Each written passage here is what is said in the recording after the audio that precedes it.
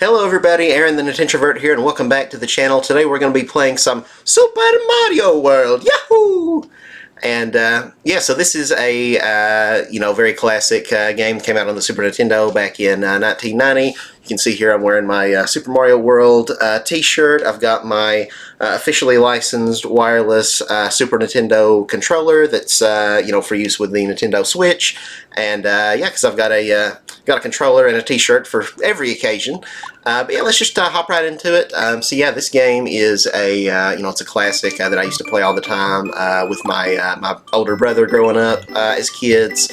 It definitely has a special place in my heart. Welcome, this is Dinosaur Land. In this strange land, we find that Princess Toadstool is missing again. Looks like Bowser is at it again. Yeah, so this was actually the very first game where Bowser was referred to as Bowser. Up to this point, he was just called King Koopa, the Koopa King, with Koopas being Bowser's turtle minion guys. And Princess Peach, as you saw there, her name was Princess Toadstool, so she wasn't actually called Princess Peach, at least not here in the U.S. until Super Mario 64, which was something I talk about in my Super Mario 64 playthrough. But yeah, we're on the world map here. We got two branching paths. We can go left or right. We'll go left first, since that's technically the first level, and just hop right into it here. But yeah, so like I said, me and my brother used to play this game all the time back in the day. For the longest time, so my brother, he's not the biggest gamer, really. He's a lot more of an outdoorsman. He likes fishing and playing golf and that sort of thing. So he doesn't really play a whole lot of video games, and when he does, usually it's something more PlayStation or Xbox, Call of Duty or something like that, like Madden. This is a game that he grew up with in his childhood, so he has a lot of nostalgia for it and things like that. And so for the longest time, he did consider this to be his favorite game of all time. Despite his limited experience and history with games, we'll say. But yeah, I think that has changed in recent years, though. I don't think Super Mario World is his favorite game anymore, because I have a little 6-year-old nephew named Cooper, who is my brother's kid. He's probably going to be on this channel with me at some point, because he really wants to record videos with me. But yeah, he's like obsessed with Zelda. My little nephew is. He's got his own Nintendo Switch, and he has Breath of the Wild and Tears of the Kingdom and all that on there, and he plays it quite a lot with with his daddy. And so yeah, from that, I think Breath of the Wild has become my brother's new favorite game ahead of Super Mario World. So yeah. But yeah, this is it's a really great game. It a lot of people kind of argue about which game is better, this or Super Mario Brothers 3. As you know, Super Mario Brothers 3 is a game that I played very recently on this channel, so we've already got a full playthrough up of that. So go watch that if you haven't already, if you want to. Yeah, I think Mario 3 and Mario World, each game has its own unique strengths and weaknesses. I don't know that one is just like objectively better than the other. There are some things this game does better. There's some things that Mario 3 does better. They're both really great games. It's hard for me to choose between the two of them. It just kind of depends on the day that I'm having, which one I would say is my preference. Yeah, both solid games, and I feel like maybe that would be a worthwhile video to make on this channel someday, because I don't want this to be just playthroughs, but to do kind of like a head-to-head comparison video where I sort of analyze what makes Super Mario World great, what makes Mario 3 great, and see if we can't come to a conclusion at the end about which game is the definitive game. Hooray! Thank you for rescuing me. My name is Yoshi. On my way to rescue my friends, Bowser trapped me in that egg. So yeah, this is the very first game to ever have Yoshi in it, who has kind of become a staple of the Mario franchise. But yeah, he was not always a Mario character, though. Yeah, in this game you can see he has his tongue ability. He can eat enemies, he can eat fruits, but he doesn't have his classic flutter jump power-up that he is known for, where he can kind of kick his arms and legs and float in the air for a little bit, his little that he does. He wouldn't get that until Yoshi's Island, which came out on the Super Nintendo, I want to say about 5 years after this game. I think it came out maybe in 1995. I believe it was one of the last Super Nintendo games, at least the last among the last first-party ones, because Nintendo would release the Nintendo 64 the following year. But yeah, that was Yoshi's first starring role. It was actually marketed as the sequel to this game, so it's called, at least in the United States, it's called Super Mario World 2: Yoshi's Island. But I think that was kind of more of a marketing thing. I don't think it was ever really meant to be a sequel to Super Mario World, because the gameplay and the theming is just so different. But, Yoshi was kind of a new character back then, so they probably thought, he wasn't a recognizable enough household name at the time to, to be front and center on the box without plugging that this is a Mario game. And, because I believe in Japan, they didn't have that subtitle or whatever of Super Mario World 2, just kind of a thing for the States. But yeah, so that's kind of when Yoshi really came into his own and got his, more unique abilities that kind of set him apart. But this is where it all began, because all good things, yes, they must come to an end, but they also have to have a beginning somewhere at some point in time, and this is Yoshi's. Yeah, we'll probably play. We'll see where we're at after we get through the first world here. That might be a good place to call the end of this first episode. But I don't know. We'll take a look and we'll see how far we're able to get. And there goes Yoshi. Oh wait, is he still alive down there? No, he's not. Okay. If I'd been a little quicker, we probably could have saved him there. Yeah, so we had those yellow blocks down there that were filled in where we could walk on them. So in this game, something that kind of sets it apart is that you have these switch palaces. I did one already, the yellow switch palace up on that hill a couple levels ago. And once we activated that, that fills in all of the yellow blocks that otherwise would just kind of have an outline, like a dotted line, and you wouldn't be able to walk on them or anything like that. But here, you can use them as platforms now, so it's kind of I think the developers, it's a little bit of a weird rationale, I guess, but they added that to kind of be sort of an easy mode for players who, maybe find Mario games too challenging if they're playing them a little bit more casually, to have these switches. And there'll be 3 others that we encounter over the course of the game. There's the red switch, the blue switch, and the green switch. And when you activate them, it adds some extra platforms to kind of make things a little bit easier. But it's also required for 100%, so it kind of sucks if you're a veteran at this game who wants to get everything that there is to get, but also doesn't necessarily want to, have your experience made easier. We're not going to grab that mushroom, because in this game, something that's kind of neat, we can have a second item in our inventory here. We can press the minus button and drop it down there.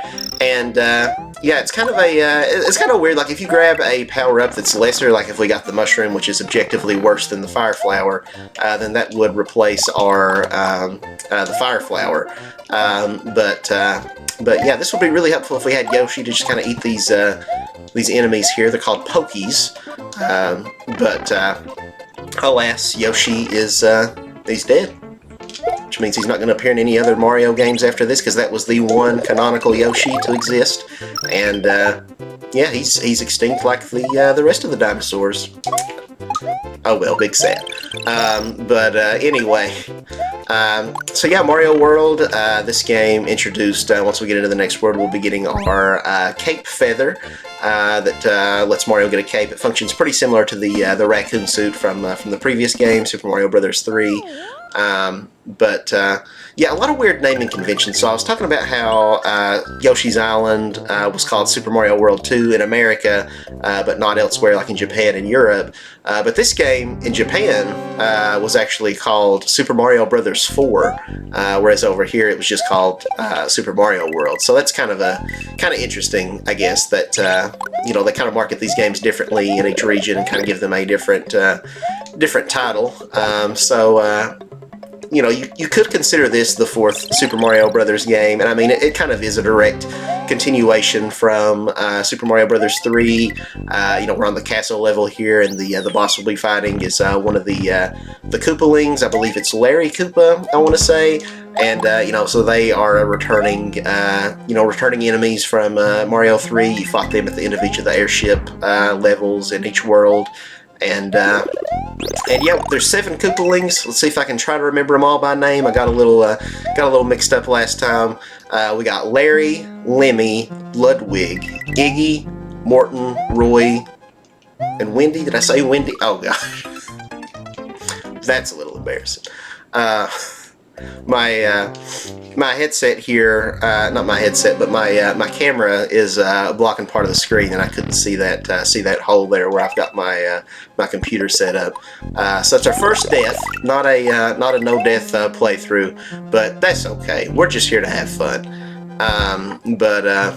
But yeah, we got the 7 Koopalings returning from Mario 3, and it's kind of a little bogus how they retconned that, because used to back in the day, the story was, at least according to the instruction manuals and all that, is that the Koopalings were Bowser's kids. If we stand around and wait here, there'll be another little thing that comes down to try to kill us.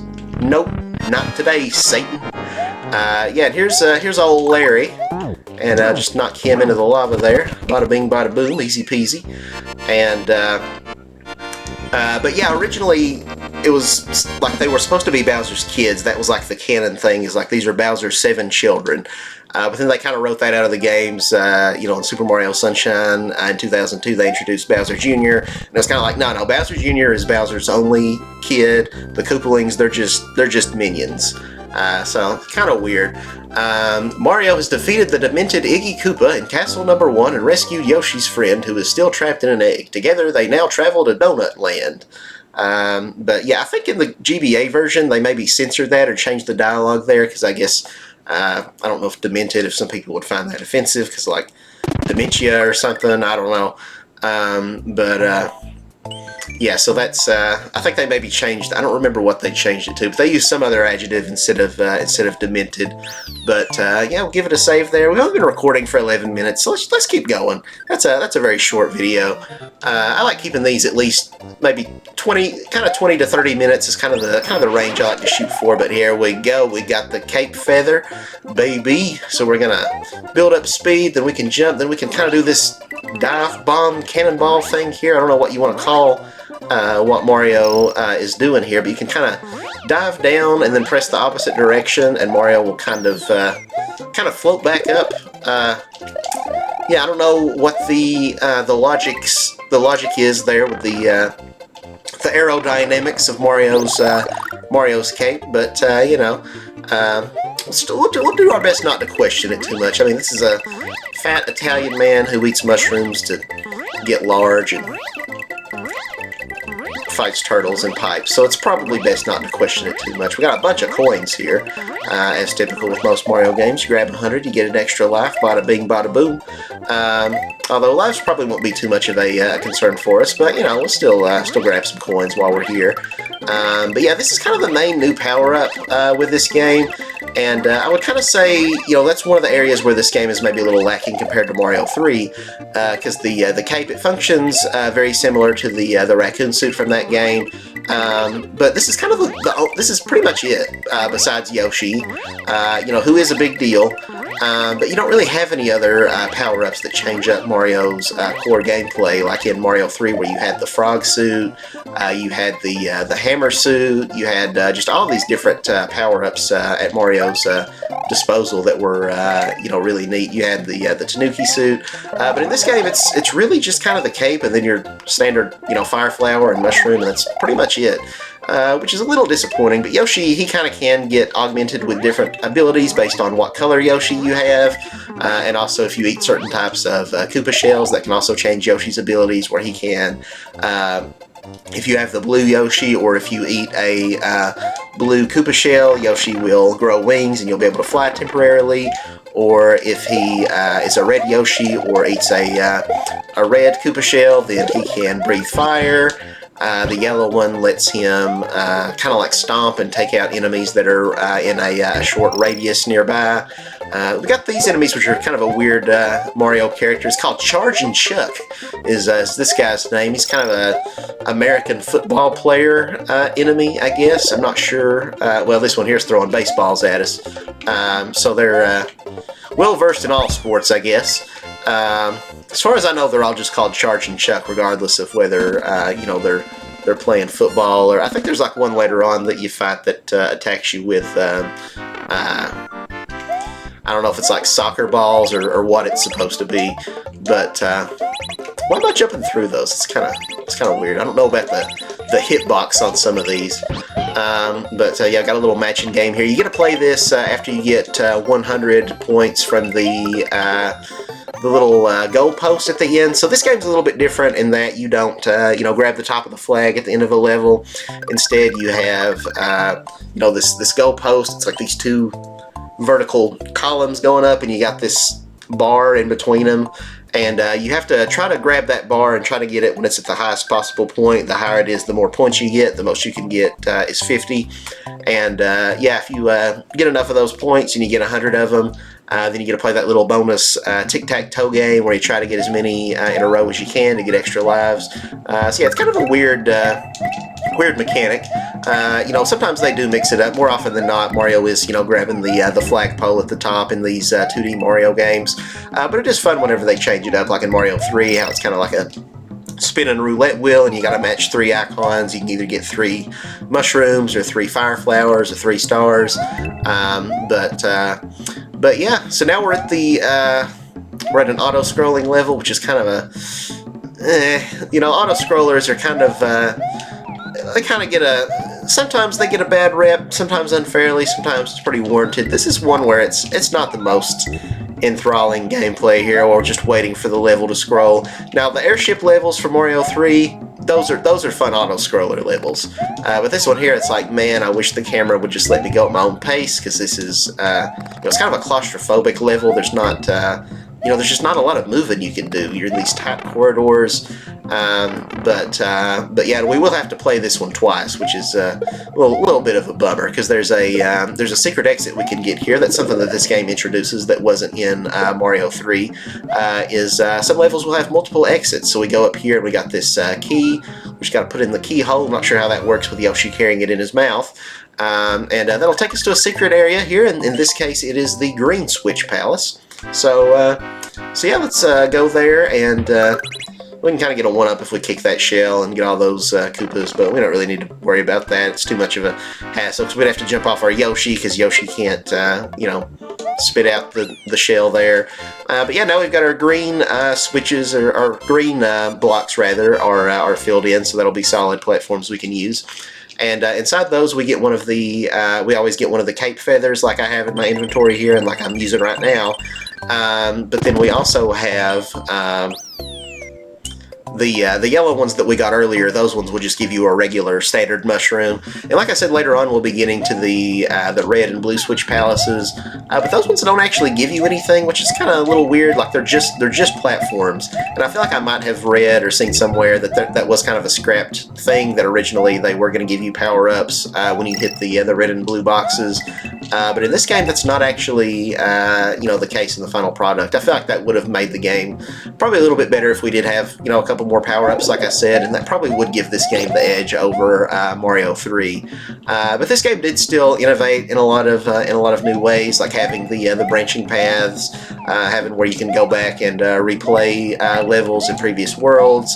Because in Mario 3, once you beat the level, you were kind of done with it. There was no way to revisit it, which was kind of unfortunate, unless you just started a whole new game file. Mario 3 back in the day on the NES didn't even let you save it, so that was kind of a big thing in and of itself for this game, is that you could actually save and power off the console and not lose all your progress. But yeah, Mario 3 was the first one to introduce kind of like the overworld map, where you can choose your level, and sometimes you have branching paths and stuff, so if there's a certain level you want to skip. But this game just kind of builds on that with, again, just having like these keys and keyholes that you find that give you alternate exits, and just trying to fill out the whole complete map if you want to see everything that the game has to offer. There's a lot of secret levels that you have to kind of go out of your way to find, which just wasn't really a thing in, back in the day. So now we're going to Donut Ghost House. And this one is kind of interesting. It's got a secret exit right at the start. So we're going to lure these boos over to us here to try to hopefully avoid them there. And yeah, up on the ceiling here, we drop down to the side and we get like, I think 3 1-up mushrooms maybe. And then we also get a 4. Okay, that's better than I thought. Yeah, then we get a little bonus here. It's called the top secret area, which is not really a level, but it's kind of a place where you can grab some items, and fill up on your inventory. So it's a nice little rest haven, I guess you could say.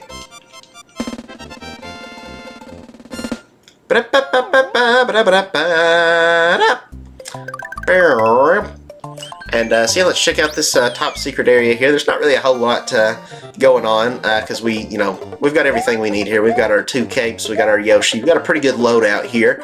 But we'd be able to grab another Yoshi there. If you already have a Yoshi, hatching a Yoshi egg just gives you a 1-up, and that's about it. And then we also have some fire flowers here, but we're not going to worry about those. But yeah, we can just kind of come back there anytime that we want to. But let's go back here real quick, because there is a secret exit on this level that we didn't get. Donut Plains 1. Like, all of the worlds in this game have kind of like a food-related name for whatever reason. You got Donut Plains later on. Well, the next world we get to will be Vanilla Dome. And then you got Soda Lake. There's Choco Island. So yeah, the developers were just really hungry whenever they were making this game, I guess. Nintendo just had them locked in a cellar or something, just whipping them, just whoosh. And they could see their rib cages because they hadn't eaten in weeks while they were making this game, just slaving away at it. So they had to, imagine they were getting their nutrients somehow, So they put in all the subliminal messaging with the names to keep them fed. That's not actually what happened. Don't sue me for slander. Nintendo did not, to my knowledge, lock their employees in a dark room and deprive them of food and water. But you never know. You never know. Life is full of surprises. But yeah, no, we got this. We filled in these green blocks here. So if we don't have Yoshi, then we can just kind of run up here and grab that key and get to the exit. We'll see if maybe we can get up there in a way that we can still keep our Yoshi with our. There we go. Yeah. Brr. Yoshi's allergic to keys. He immediately throws up. He's key intolerant. Anytime he eats a key, just which is the normal reaction. If I ate keys, I would probably want to throw them up too, because that's a choking hazard. We got these weird enemies here. You got like the Cheep Cheeps and stuff from Mario, the fish enemies, but this one's called Rip Van Fish, like Rip Van Winkle, and like the guy who slept for 40 years or whatever the fable is. And these guys, they just sleep until you get close to them, and then they just chase you relentlessly throughout the level like a Justin Bieber stalker or something. But fortunately with Yoshi, we can just eat those guys. Don't have to worry too much about them. It's kind of fun. Those green Cheep Cheeps, I don't know if they have a specific name or anything, but they will. Or you can see they've got little goggles on. We'll see if we get to another one here in a moment. But that's kind of a funny little thing, I guess. So why would a fish need goggles? You live underwater. This is your domain. You were made to be able to not have to worry about water getting in your eyes. But what do I know? Maybe they just evolved that way over the course of thousands of years. They sprouted these goggles. Do do do do do do. And all the music in this game is kind of just a remix of the same exact melody, which a lot of Mario games do that. But the main theme's the do do do do do do do do do do do do do do do do do. And so for the underwater level, they just kind of slow that down, just do do do do do do do do do. But yeah, even like kind of the ghost houses is sort of a heavy remix of that same melody. If you really listen closely, it's got a lot of the same. Bum bum bum bum bum. It's kind of the do do do do. But yeah, and I saw recently. I forget the name of it, but like back during like the Vietnam War, back in like the '60s, there was this old song that was kind of like it was like an American song that was like in protest of the Vietnam War that got very popular in Asian countries, including Japan. But the melody of that song kind of went. Dun, dun, I want to say it was called Green Greens, and so it was like green green da da da da da da da da da. Green greens da da da da da da da da da. Now I don't know the exact lyrics, but yeah, apparently that was the song that served as the inspiration for the Mario composer Koji Kondo, who is responsible for a lot of Mario's music. Here we've got an alternate, like a secret boss fight that I did not know about for years as a kid. We got this big boo. We just gotta grab these purple blocks and throw them up at him. So that's something neat that this game added is like not just with these blocks, but also with Koopa shells. Mario 3 made it to where you could actually, pick them up and carry them around and then toss them. But you can only throw them horizontally, but this game lets you throw stuff vertically, which even a lot of subsequent Mario games, like the new Super Mario Brothers games, went back and kind of removed that, where you couldn't throw Koopa shells and stuff like that straight up into the air, which is kind of a weird thing to go back on because it was a nice, helpful feature. They did that, add that back in with Super Mario Brothers Wonder on the Nintendo Switch, though. Yeah, let's play this level again here, Donut's Secret House, because we got to beat it the regular way, because that was the secret exit, was that boss fight there. But yeah, Koji Kondo, he was the guy who composed the Mario music. He's still making music to this day, although I don't know if he is as prominent in the scene as he used to be. But I know they brought him back for Super Mario Maker and Mario Maker 2, where he did original new arrangements to sound like music that would have been in like the old Mario games.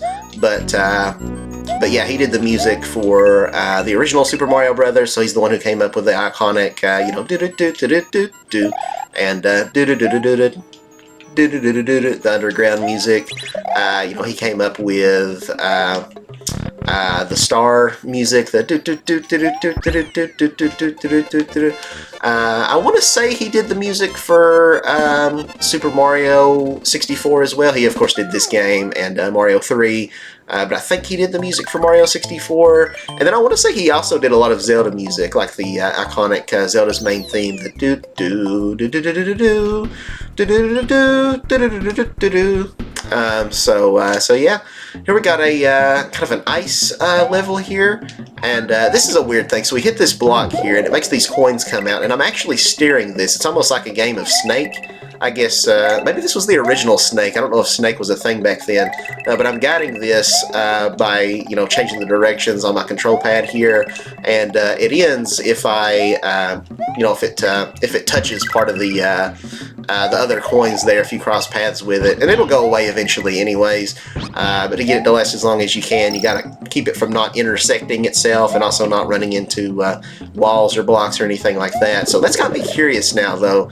When did the Snake game come out? It's like people would play all the time back on like PCs or whatever, like at school, on your those old 2005 Microsoft computers, when you had Computer Lab or whatever, or maybe some old mobile phones might have had that, like maybe on an old BlackBerry or something. Yeah, I don't know when the Snake game first came out, if this predates that, if maybe they got their inspiration from Mario World, or maybe Mario World got its inspiration from the Snake game, I don't know. Maybe the Snake game already existed on like old calculators or something, I have no idea. But we got another, went over on 100 on the little, I don't know what you call that thing, that little point counter meter thingy for getting the, crossing through the bar or the tape or whatever that's supposed to be at the end of the levels here. So we're playing another bonus game. See if we can't match these up. It looks like now if that was a star in the middle, things would be looking pretty good for us. But as is, not so much. Okay, we didn't get anything with that. Mario still gives us his piece though. He's not going to let it get to him. He's still just doing his thing, undeterred. I think in the GBA port of this game, they do make it where if you don't get any one-ups there from that little bonus mini game, Mario just kind of tilts his head down in shame. But yeah, let's go back here to Donut's Secret 1, because this is another level in which we've got a secret exit that we did not get last time. So yeah, let's get it. Actually, we got the secret exit, we just didn't get the regular exit on this one, which is what we are going to do right now. Eat this dude. Yoshi's needs to get some more fish in his diet. Now this is a weird ability. I hesitate to call this a power-up, but we get this P-blimp, I guess, P-balloon that causes Mario to blow up like a sumo wrestler or something. I'm not entirely sure what's going on here, but yeah, it's about to run out here. It just kind of lets you float. Oh, that ain't good. Yeah, well, we've we're probably not getting that feather back. We'll hang around here for a minute and see if it floats down to us. But I've got a feeling that thing might just be gone for good. I don't know how far away it takes for stuff to despawn, but yeah, I'd say that thing's probably as good as gone. Yeah, let's just get out of here. I'm not waiting forever when it's probably not even gonna show back up for us, but that's okay. Mario, he looks so weird when he's small riding on Yoshi. He's like one of those horse jockeys. You know how they get like short people to ride horses for whatever reason. I guess that makes it, I don't know, they weigh less, and so that puts less of a burden on the horses, so they're able to run faster. I don't know. I guess that's the reason they have small jockeys. But I'm not a horse expert. I'm not a horseologist, but yeah, we've been recording for almost 30 minutes here, so we might wrap this one up soon. We'll maybe finish out World 2, because I don't think we have too much longer to go in this world, and then we'll pick up on the next episode with the Vanilla Dome, which is World 3.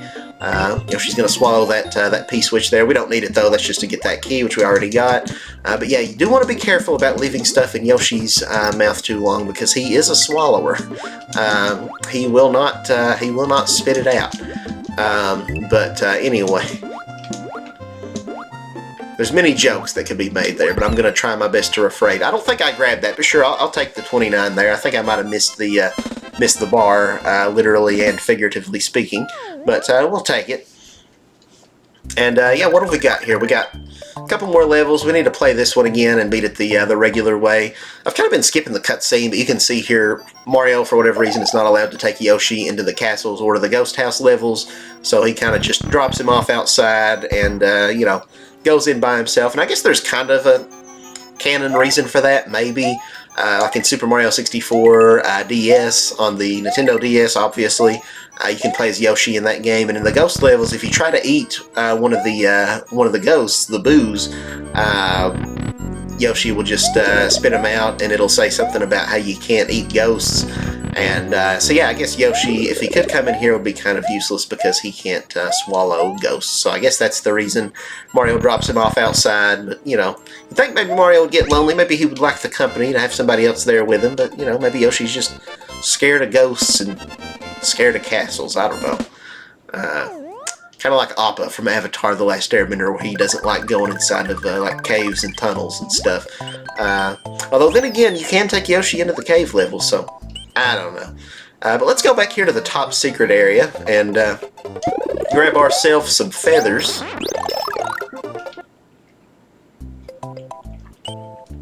When we see Bowser, we are going to give him such a tickling with these feathers, I swear. I'm sure there's probably some fan art of that on DeviantArt somewhere. I would not advise looking it up, because I guarantee you'll find something.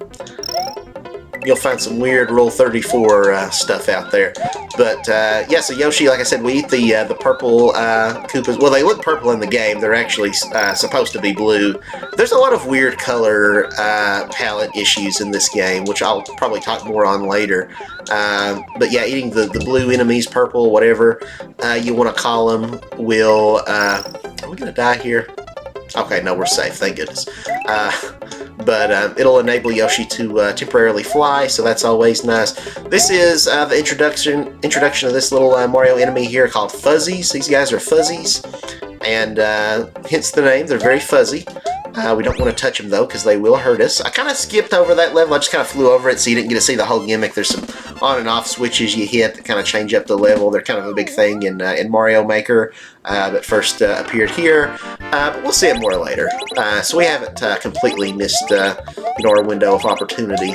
We were looking really good at first here, getting those stars, but 2 1-ups. We'll take it. It's better than nothing.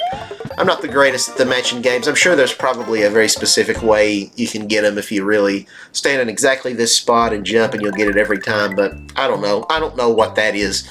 Now we got this... this level here's got this little, this enemy here. He'll chase us when he gets in his shell, and he's kind of... I guess it's supposed to be kind of like the... Oh, no. No. Well, okay, never mind. What I was going to show off there, but I guess that won't happen now. But I was going to say it's, I guess, kind of like when Mario gets the star, because he becomes invincible, we can't destroy him, and he just kind of hones in on us. He just keeps chasing us around. But if we had swallowed him with Yoshi, that would also, like getting the blue guys, enable Yoshi to grow a pair of wings. Grow a pair, Yoshi. And you know, fly over the level. But, so we can't demonstrate that now. Some little tiny pipes here. We can't really do anything with those because the mini mushroom wasn't invented at this point, so there's no way that you can go down inside it or anything like that in this game, like you can in like New Super Mario Brothers, for example. Look out for this guy chucking his hammers at us.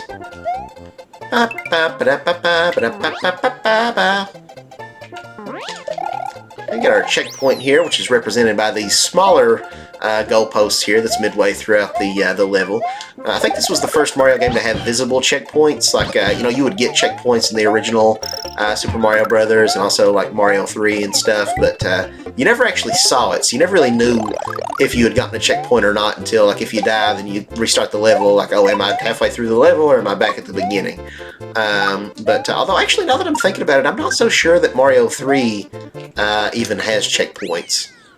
The original Mario Brothers did, so that's kind of a weird thing to go back if they removed that from Mario 3, but the levels in Mario 3 are pretty short, so now that I think about it, I kind of don't think that game has any checkpoints, so that's kind of interesting, I guess.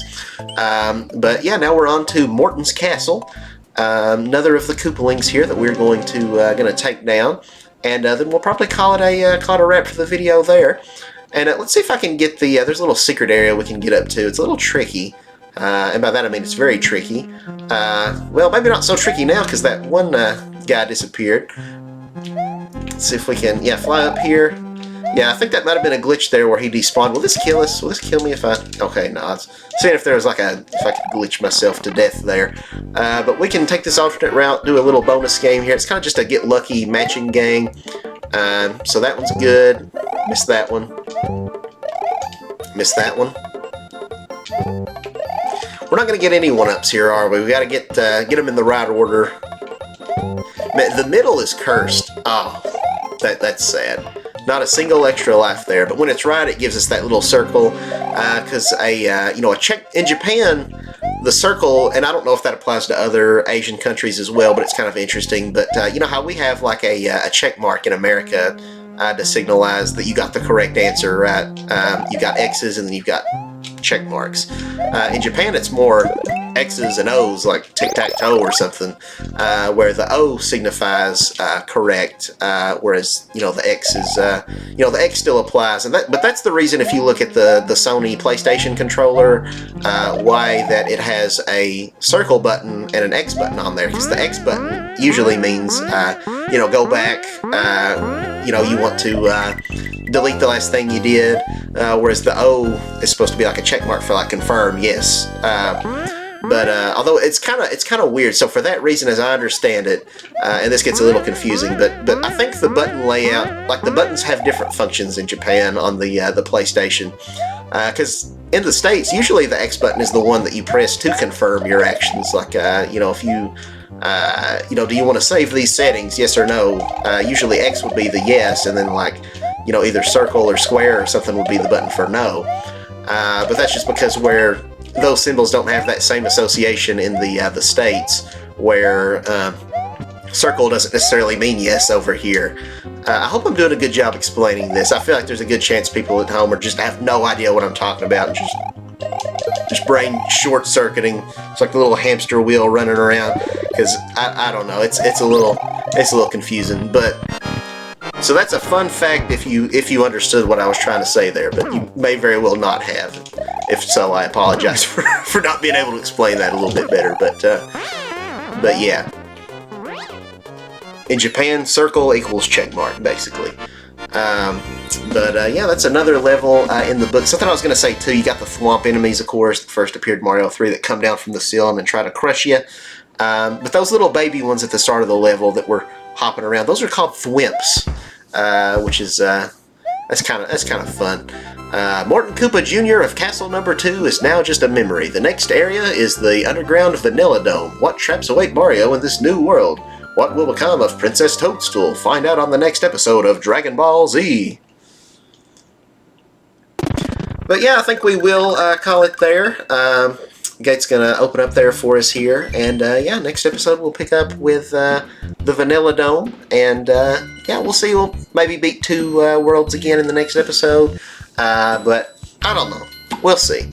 But yeah, thank you so much for watching, guys. If you liked the video, please consider hitting the thumbs up button and subscribing. I would greatly appreciate it. But you know, that's your prerogative. You do you. But you know, I'm not gonna beg people to subscribe. Please subscribe, please. But anyway, have a good day, everybody. Catch you guys next time. Bye bye.